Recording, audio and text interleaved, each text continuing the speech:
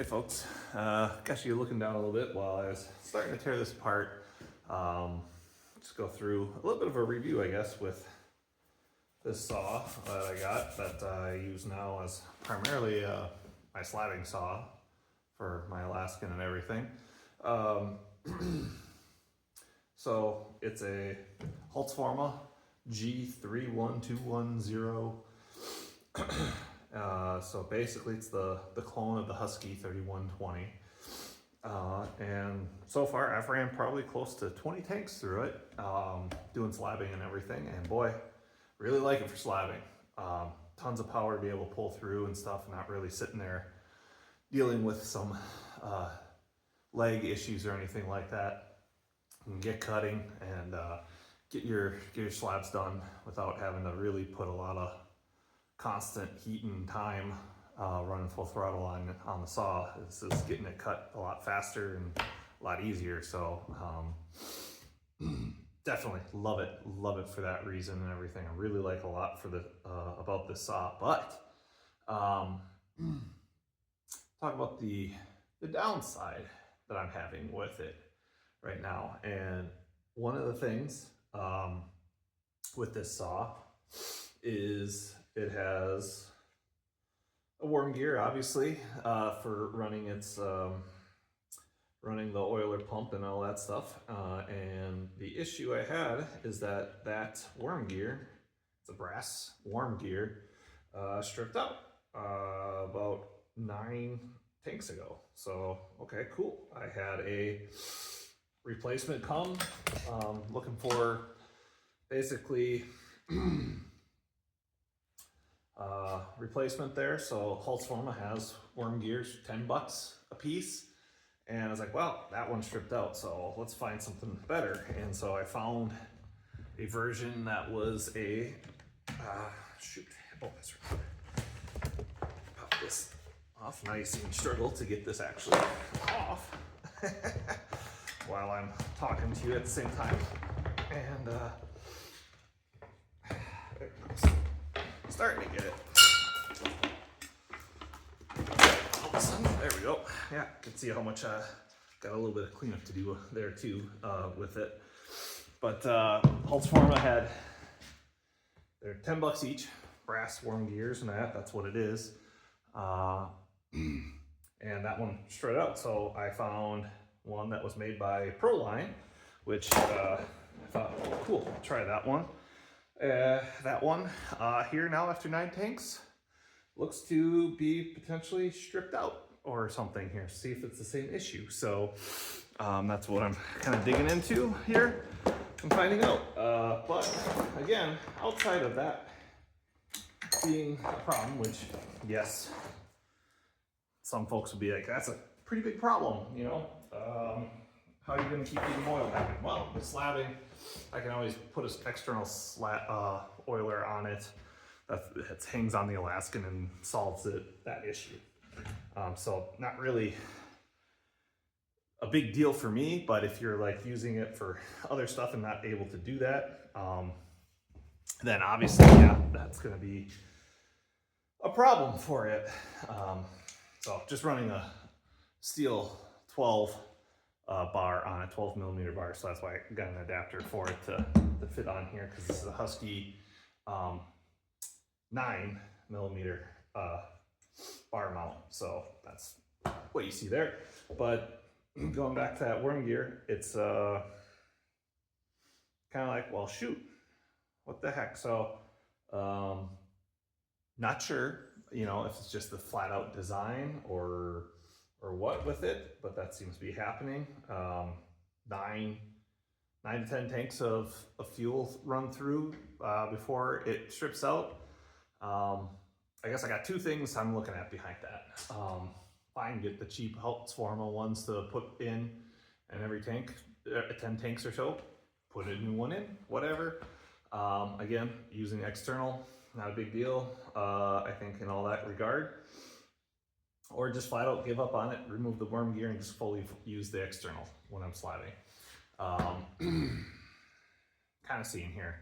I kind of want to figure it out and see why it's stripping out and stuff. So One of the theories I have on it is, just turn it around here quick, is right here, should be able to see that, is the button that go like that, and it will push even more oil down or through, and really oil. And so I've been running it basically like that, with the oiler pump being as open flow as possible.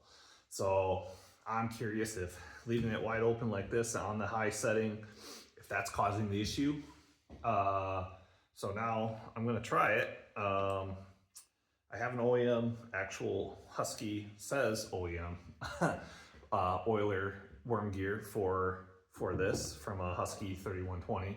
So I'm gonna pop that in here. That's what I'm planning to do here. And then try it again and see, like, without this actually being on as a adder, and see if that changes things on the worm gear. I'm kind of tempted to think that's what I'm thinking might be one of the issues on why it strips out. You know, there's no guarantee on that. It could be completely just, maybe it's a bad oiler pump itself or setup on there too. Maybe it's that, you know, just kind of need to dig through slowly and figure out which part might be the bigger cause. Again, from the perspective of would I, knowing this up front, not buy this saw. Let's put it that way. Let's say I know that I'm having these worm gear issues, and would that prevent me from wanting to actually buy this again to do slabbing? For the cost and everything, no. I would say no, it does not prevent me. I absolutely would buy this again, just from the perspective, like, I know you can get an external mounted oiler setup on the bar to go with your slabbing. Easy peasy. I actually do have one, especially when I was running to run a 42-inch bar, if I had some really big trees or anything that I was going to cut through. So I already have that. So for me, this really comes down to time. Is this saw faster for me to slab with? The answer is yes. That is flat out the absolute truth. There is no comparison to my other saw I was using for slabbing, which was a clone Steel 66. So it was the Farm Mac F660. Good saw for it and everything. Just, you know, cuts smooth, everything like that. It's actually sitting right down there, but we'll probably still use it for like a lot of the smaller trees that I have that might be like 12 inches or less. Probably use that instead. Anything over 12 inches in diameter, I'll absolutely probably use this instead. Reason for that is this just has so much power, it starts just chewing on that wood too much and kind of gouges and gets it really rough looking. So the likelihood is maybe I won't use this if I have a smaller character board, 12 inches or so, somewhere around there or less, that for slabbing. Bigger stuff, absolutely this, without hesitation.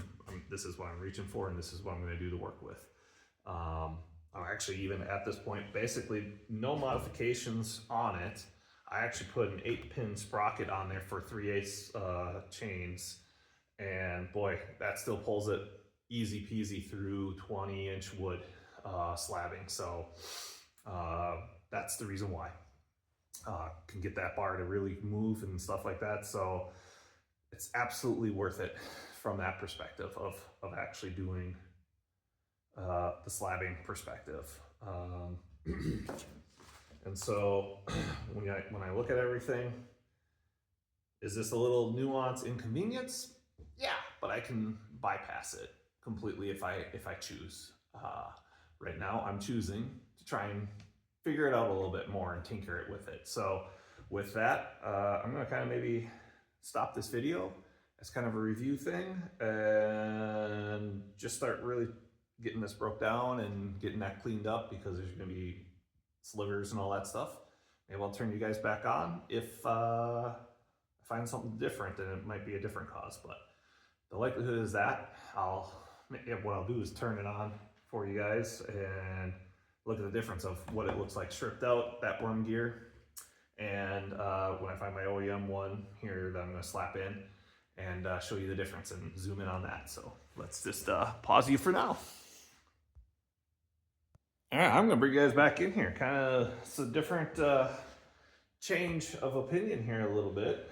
Kind of interesting. I know it didn't pump any oil out, but now I got the worm gear out, just kind of spinning it, seeing, okay, and I got some oil flow actually right there. So, you know, this could be actually just as simple as it was plugged up with some dust and all that stuff too. So I'll have to dig into that and see a little bit more, maybe not. I'm going to take you down, bring you in close, because I got the OEM one here, and this is the one right here, excuse me, actually, that I had in.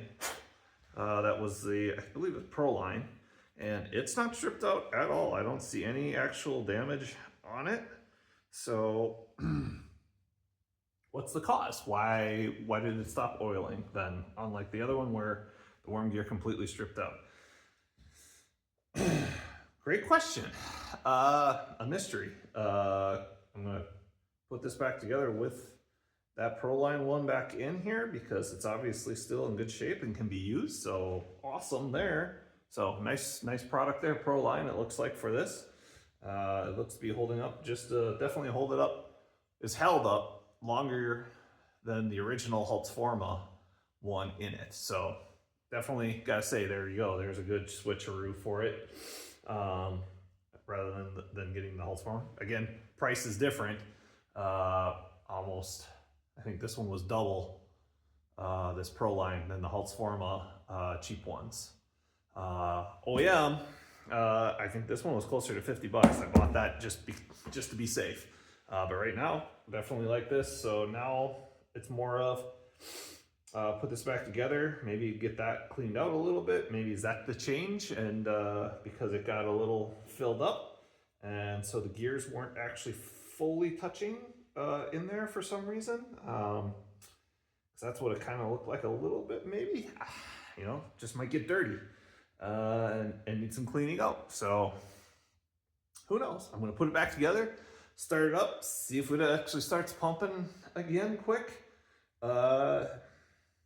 If that, then hey, cool, it's solved. And even more reason why I like this saw then, if this is as simple as it is. Sorry, got some, I guess, ice drops dropping off there, kind of startled me. Probably you'll notice that in the video pretty easy. So another thing here, it just convinces me that yes, this is a worth it, the effort saw, especially for slabbing. I guess the one note others have talked about, I haven't done anything with it again, is that the vents on the muffler come out and aim directly at the brake. At this point, I haven't really had issues or seen overheating on the brake itself or having concern that way. So some folks, I guess, modded it up. Really, it's closing up these vents basically and opening it somewhere else to let it vent out. At this point, I'm not really looking at modding this up. This is mainly just a workhorse slabbing, and I'm leaving it as is, basically, because I have not seen a reason to really do those types of modifications or anything yet. Great sized air filter, flow, all that stuff. So really, I'm not going to tear into this for a review standpoint. Really, it's just out of the box. Used it now almost 20 tanks, like I said, somewhere around there. Been super happy. Running great.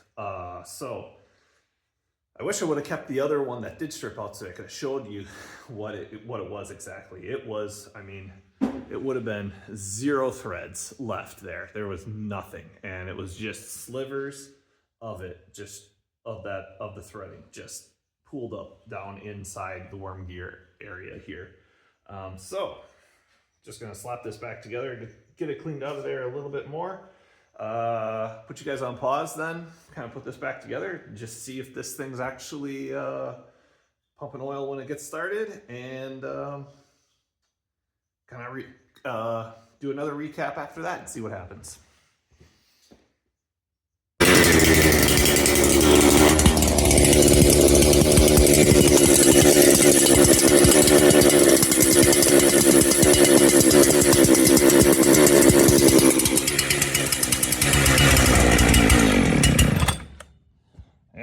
there, so she's oiling, so pretty cool. That's all it was maybe just a little dirty, so pretty cool. Yeah, and I zoomed you in way too much for that. Sorry about that. I kind of fumbled when I grabbed it. Didn't realize I zoomed in there, so hey, kind of cool. Just a little bit of a dirtiness problem. So yeah, not an issue. Again, every mount that way, if you're slabbing with an Alaskan and stuff, you guys pretty much know, yeah, that's about the time you really need to start cleaning up anyway and start looking at your bar and all that stuff. So with that, pretty awesome. I really do love this saw. Just resolved it more. One thing I did forget that did go on me, which I'll have to dig into, how I had to kill it was actually pulling back here, pulling out on the choke, because for some reason there must be a wire or something on the stop kill switch that is loose or something there. So something else I'm gonna have to dig into. Just kind of happened, not sure. So I'm just guessing loose wire or something like that, because obviously started up, it's running.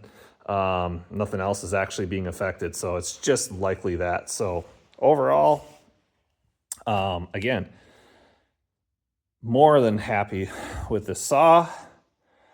And again, if you're going to buy any clone type saw, whether it's this one, over there, you can see I really modded up that one. That's the Farm Mac F660, which I could do should actually talk about that one, because it's really just 2 mods. So just different air filter on that one and system and muffler mod on that. But going back to these clones, I mean, you're going to have to expect some hiccups and stuff. So a little bit of a wire switch or whatever, those types of things, you just got to roll with it and expect some of those things. Again, for me, with the worm gear, I was a little shocked, but again, that wasn't a big deal. And obviously here, showing up that it's this newer, better one that I call it, which is Proline, definitely has held up to 9 tanks so far. It's re-oiling, so therefore, I look at this pretty much, it's ready to go again.